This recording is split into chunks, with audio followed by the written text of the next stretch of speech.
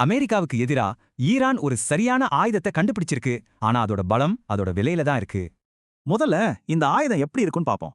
இது பார்க்க ஒரு சாதாரண பொம்மை மாதிரி தான் இருக்கும். இது வெறும் ஃபோம்ல செஞ்சது. இதோட இன்ஜின் சத்தம் ஒரு கெட்டுப்போன பைக் மாதிரி இருக்கும். விலையும் ஐபோனை விட கம்மி. ஆனா பார்க்க பொம்மை மாதிரி இருக்கிற இந்த சின்ன விஷயம்தான் பென்டகன் ஜெனரல்களையே தூங்க விடாம பண்ணுது. ஒரே நேரத்துல நூத்திக்கணக்கான ட்ரோனை அனுப்புனா தங்களோட ஏர் டிஃபென்ஸ் சிஸ்டமே திணறிடும்னு அமெரிக்காவே ஒத்துக்குச்சு. இது வெறும் தேரி இல்ல. மத்திய கிழக்குல இருக்கிற அமெரிக்க தளங்கள் மேல இந்த தாக்குதல் தொடர்ந்து நடந்துகிட்டே இருக்கு. அப்போ இங்க உண்மையான ஆயுதம் எது? அந்த ட்ரோன்களா? இல்ல, அது துப்பாக்கியோ குண்டோ இல்ல.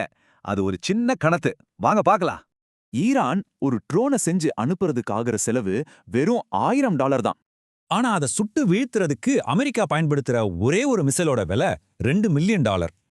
இப்ப ரெண்டையும் பக்கத்துல பக்கத்துல வச்சு பாருங்க. இந்த நம்பர்ஸ்ல தான் மொத்த ஆட்டமே அடங்கியிருக்கு.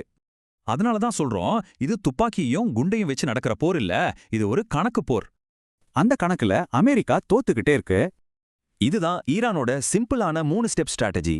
மலிவான ட்ரோனை அனுப்பு, காஸ்ட்லியான பதிலடிய வரவை, கடைசியா அமெரிக்காவை பொருளாதார ரீதியா திணறடி.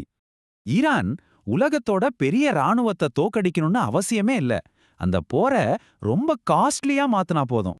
ஆனா எல்லாரையும் பயமுறுத்துற ஒரு விஷயம் என்னன்னா, இந்த பிளான் ஏற்கனவே வேலை செய்ய ஆரம்பிச்சிடுச்சு.